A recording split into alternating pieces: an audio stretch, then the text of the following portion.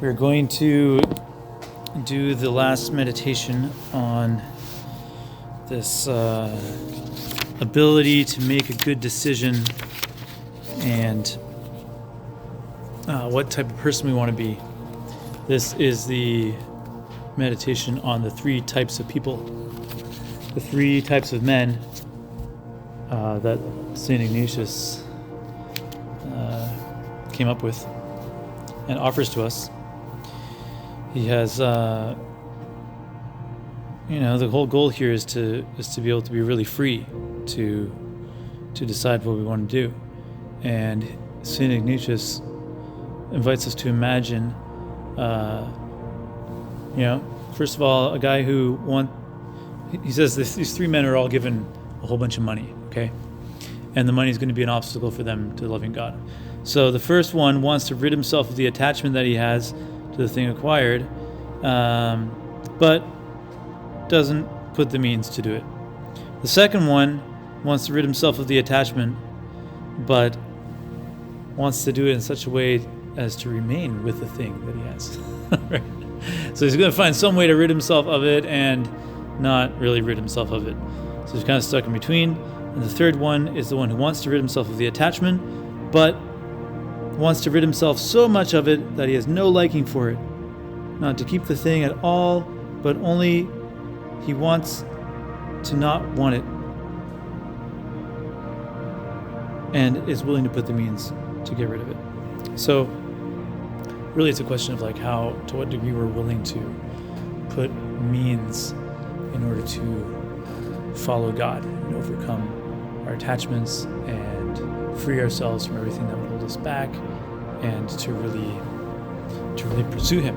I hope that all of you are already putting lots of means to grow in holiness and lots of means to overcome your sin. But unless we're already saints, there's still a way we can grow more, right? These exercises are real exercises. So they're like when you go down to the weight room and you lift weights, I remember seeing this one weight video where it was working the same muscles from 5 different angles, okay? And they're like, yeah, we're really working on these muscles from all the different angles, trying to hit them from every angle. That way you get really strong. I'm well, I don't think I need that much strength, But that's kind of what we're doing here with these meditations, is that we're getting at the same thing, more or less the same thing, from different angles. So our decision, the quality of our decision, how much we're committed to Christ, how much we've decided what we're going to do. I came across a really great story that has to do with this idea of doing mental exercise. I'm sure you've probably heard of this, but Michael Phelps, he had a coach who, this was in a book about habits, okay, so how to form habits. And he said that Michael Phelps would train mentally in addition to training physically. So his coach encouraged him to contemplate, to imagine the whole race before it happened.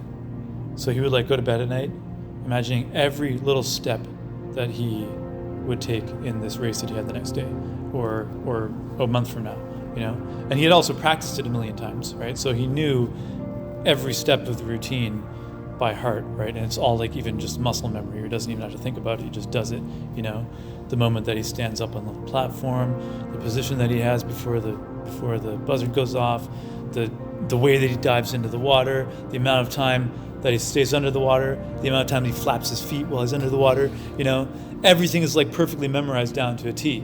So, but he's also making the act of replaying that in his mind over and over again, and even replaying the moment of victory when he gets to the end, So apparently his coach would just yell at him, "Phelps, play the tapes," because it was like playing a tape, a video of the whole thing in your head. When he needed to be reminded of what to do or of how to do it, he's like, "Phelps, play the tapes." And it was all there. It was all, he had already practiced it mentally, So there's one story of one of the Olympic races that he broke records on. He dove in. He was doing everything perfectly, but right away he realized there's something wrong with his goggles. They start fogging up. You've probably tried using goggles underwater before, and that's what happens if they're not on there right. or if there's something wrong with him. So his goggles start fogging up, and he's like, this isn't gonna go well. He's not gonna be able to see right and everything. But he kept on going based on his memory, based on this thing that he had memorized, to the point where he was like, he knew when he couldn't see, but he knew when he was going to touch the wall because he had reached that stroke, right? Like the exact number of strokes. And he kept on pumping away, back and forth. He's just like pushing it as as much as he had practiced and had dreamed of himself doing. He was pushing himself. He gets to the end. He looks up, finally takes off his goggles and sees something for the first time in the whole race, and sees that he had broken a world record. Crazy, right? So we are practicing the tapes of our spiritual decisions. We're practicing how to make decisions in our spiritual life, and how forming our will so that we can do it quickly and easily and in the most holy way. So the meditation on the 3 types of men is basically asking ourselves what type of person we want to be. And I think the gospel we should take for this meditation is the parable of the sower from Matthew 13, verses 1 to 23. Because Jesus also proposes different types of men in the parable of the sower, and I think there's a little bit of a parallel between them and the men in St. Ignatius's exercise. And every time you read that parable, you're kind of like, well, what does it mean for me? Which type of soil am I? And what does that mean for being a man? Which things are getting in the way of my really receiving the seed of his word and letting it grow? I had another story in mind to tell you, which is this year I got into rereading some old children's books that I read when I was a kid. And one of them is the BFG. Have you heard of the BFG by Roald Dahl? That stands for the Big Friendly Giant. So the Big Friendly Giant is the story of this little girl who's sleeping in a dormitory. It's a great story. It's really fun. So he's this little girl sleeping in a dormitory at an orphanage, and one night she wakes up and realizes that there's this giant walking down the street, and she's like, "Oh my goodness, I didn't know giants were real." And so she's peeking out at him, and the giant realizes that she saw him, and because she saw him, he has to take her away because giants aren't supposed to be seen by anybody. So he kidnaps her, runs off to giant land, and obviously she's very scared. But then he takes her into his cave, and they start talking, and she gets to know him, and he explains to her that he doesn't want to eat her like all the other giants would do because he's a friendly giant. And she's like, "Oh, well, why don't you take me back?" And he's like, "Well, I can't because you've already seen me." But he tells her all about all these mean giants who eat people and how he hates them and he would never do anything to hurt her. And then one of the big mean giants comes in and he hides her and defends her and saves her life. And the other giant's like, "I think I smell something in here. You're hiding a human from us." They call them human beings. It's really funny. So anyway, she gets to the point where she can trust this guy absolutely. How does she trust him? Because he's proven his character to her. He's proven that he is a good person. I think that's kind of the whole point of the story. There's a lot of analysis you could put into the Big Friendly Giant. But anyway, what are the qualities of someone who's trustworthy? What are the qualities of someone who you can stake your life on? What are the qualities of the man of the kingdom that I want to have? I want to have the qualities that Christ proposes to me and St. Ignatius proposes to me. So one more thing I want to say about having qualities is that this is about growing in love. I don't want to give it all away or ruin the ending here, but the last meditation in the spiritual exercises is always a meditation to grow in love and charity, because that's what it's all about. So focusing on having the right qualities is not about me becoming the best or me becoming a superhero or me becoming like, I guess you could say you want to become a saint, right? But not in the sense of like perfecting myself. It's more about love than it is about perfecting myself. In fact, Christian perfection is love.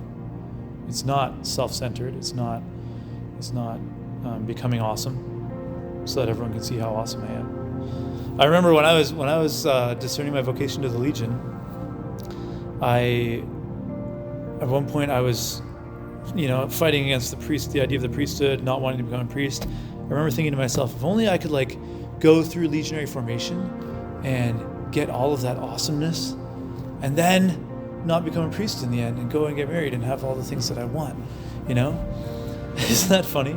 It's like, because I realized that legionaries had something special and that they were great and that there was this excellence in formation that I desired, right? But really I desired it for selfish reasons. I desired it because I wanted to be awesome, and then have everything I wanted, right? Our work on ourselves is not so we can be awesome. It's not about me being awesome. It's about Christ. And Christ already is awesome. I just need to love him. I just need to be on his side and love him and give my life and my energies and everything totally to him. So what do we need to do to be able to do that? I think we'll find some light in meditating on the parable of the sower. The first type of person is the one who hears the word and does not understand, the seed that fell on the path. Now, you'll notice right away that Jesus has 4 and St. Ignatius has 3. I think the first one is not even one of St. Ignatius's 3 people. The first person the seed who fell on the path is the one who doesn't even want it yet, who's just going through life. He doesn't even know what he wants yet. He's just kind of floating. He hasn't applied his will and his desires to what is good. So all the 3 men that St. Ignatius lists, they're already men who want to do what's good. They just want it to different degrees, and they're willing to put the means to different degrees. But the one who's the seed fallen on the path, who hasn't even really grasped the word yet, and hasn't even really decided to follow Jesus yet, is a floater. Now, I don't think any of us fall directly into that category, but, maybe in some ways we live like we don't really know what we want yet. Maybe in practice, we're acting like people who haven't really decided that this way of Christ is going to be my everything and nothing else. I haven't really put my will into it. He's just kind of floating. The word happens to him, but he doesn't do anything to make it his life. It's like the one who goes to Mass or goes through prayers and just goes through the motions. And that definitely happens to us. Sometimes we pray and sometimes we do things without really putting our heart into it. Very often. I actually just started reading a book about Catholic mindfulness. Mindfulness is usually associated with kind of Eastern stuff, but this Catholic author, who's a psychologist, has incorporated it into his Catholic faith, and it's really cool because, the opposite of mindfulness is mindlessness, which is often the way we do things, just like going through actions without thinking about what we're doing, without even having our mind there present in what we're doing, failing to live in the present moment. There's a lot in Catholic spirituality about that. So that happens to us sometimes. We need to avoid doing that. We need to take the reins of our life as much as possible. So being decisive applied to our prayer, applied to my vocation, applied to my whole life in Christ. That's the first type of man. The second type of man is the rocky ground. So the one who receives the message with joy, and he's excited about it, and he wants to follow Jesus, and he's full of fervor and enthusiasm. But the rocks don't allow it to go really deep. So I think this is a good image for attachment.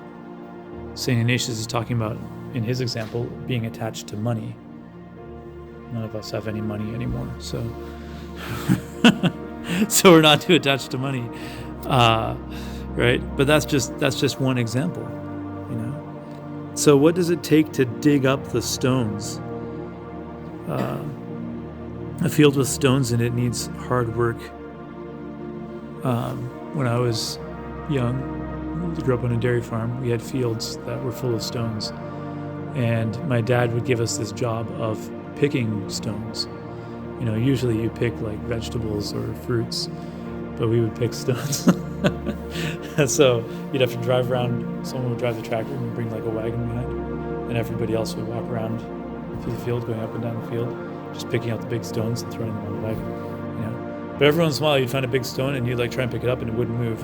And then you'd dig out around it a little bit and it still wouldn't move. And you'd keep digging and find out that it was this huge rock, and you had to get like a big crowbar and pry it up, and sometimes even like get a chain and attach it to the bucket of the tractor and pull it out, right? Some rocks are really big. So I think that's actually a really good image for the stones in our life. Sometimes we come across a stone and we're like, oh, there's something there, and it looks kind of big. So what am I going to do with it? Oh, I think I'll just like put some more dirt on top of it and hope nobody sees. Right? That was the temptation on the farms. Like, I'll just cover it up with dirt and maybe no one will see, and not really being willing to put the work into it to pull the thing out. I think this has a lot to do with what we were talking about with the healing ministry stuff.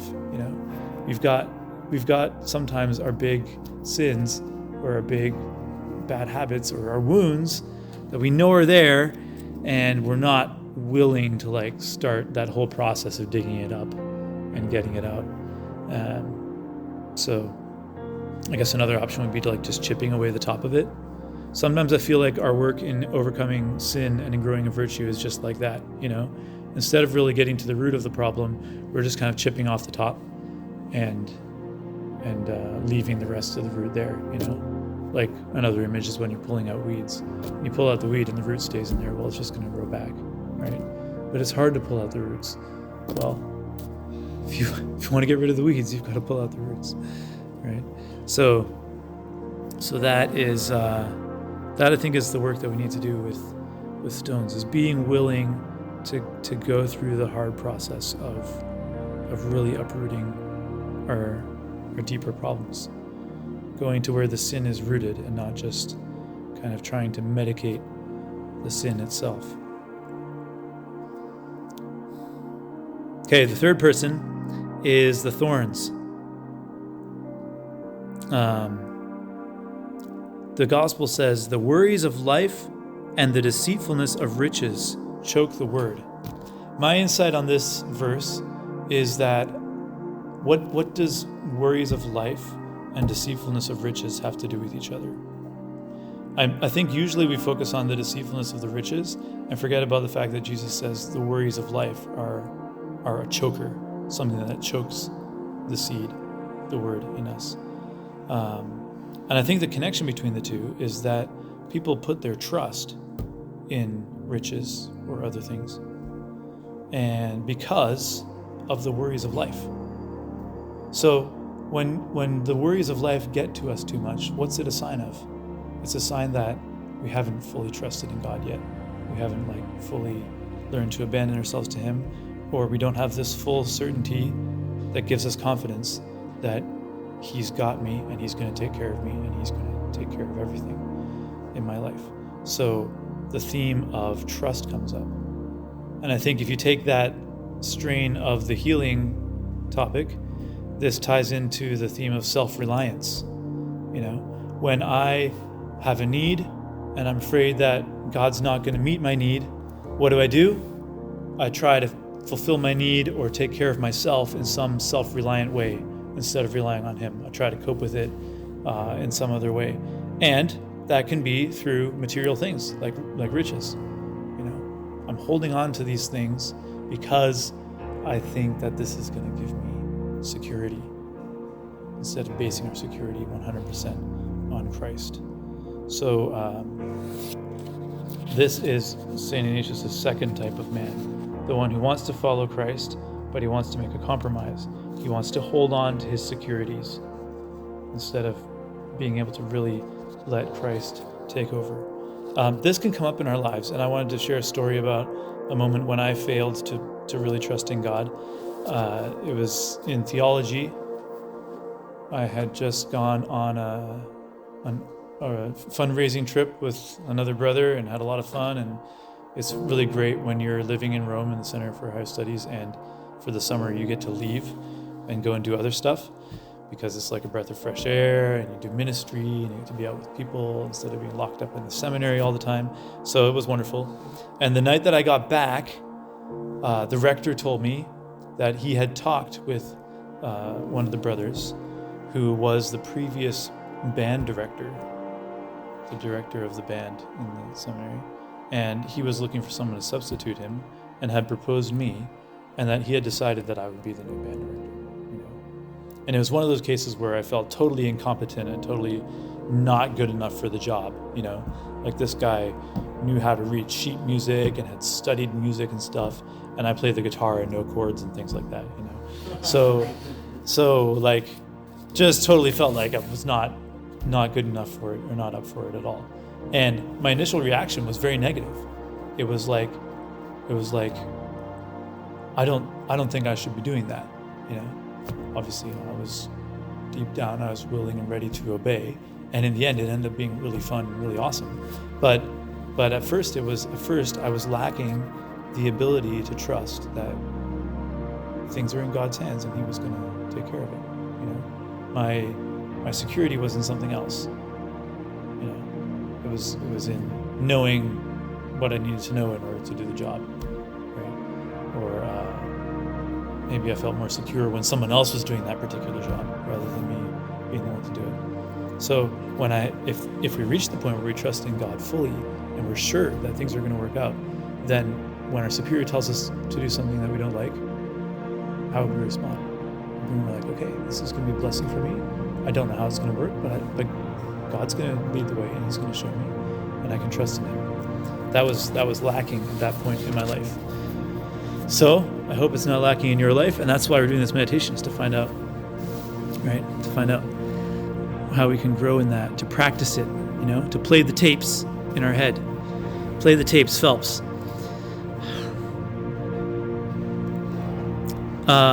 In summary, so far, to get from the first man to the second man, the path to the rocky soil, you've got to be willing to dig.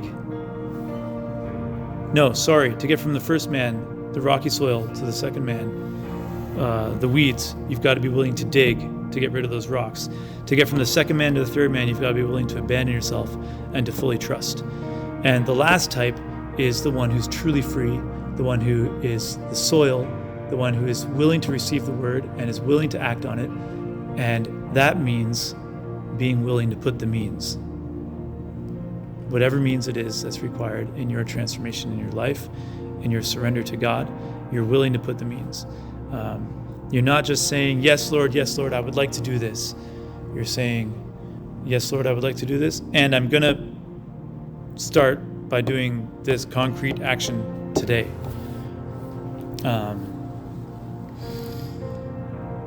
I think a good way of knowing whether we're really ready to choose them is like taking action on it right now. Maybe taking action on it is like sending a note to your spiritual director or your superior saying, Father, I've been inspired these days to work on this. And before I forget or make some excuses, I want to tell you about it so that, once we finish these exercises, I can put the means to changing, something like that.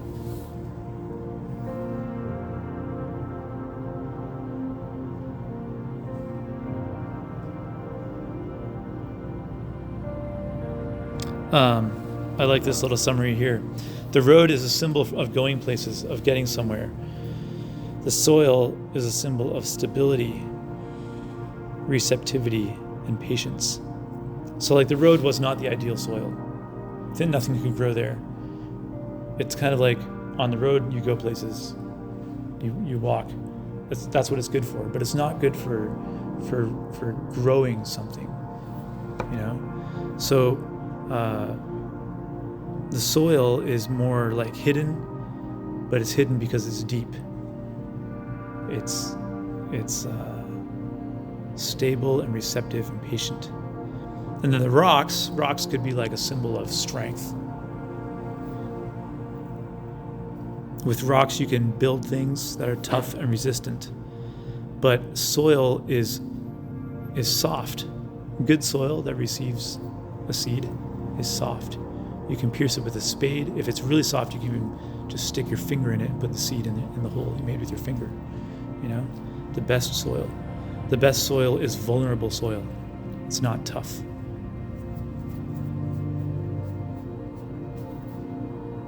At times we also need to be tough.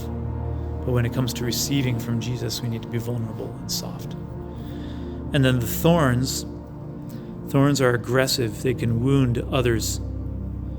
Maybe a good symbol for our woundedness when people get close to us.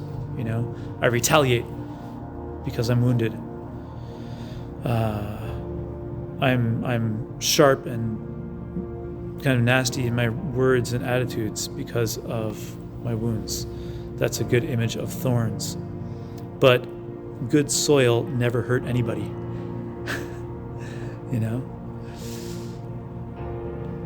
Good soil is that easily pierced, receptive, gentle. Okay, so let's wrap it up. This is a meditation about decision and about striving to be the kind of man that you want to be. So a decision of what to give up or what means to take, and to be firm with yourself about taking those means and not letting yourself go another day or another year putting it off.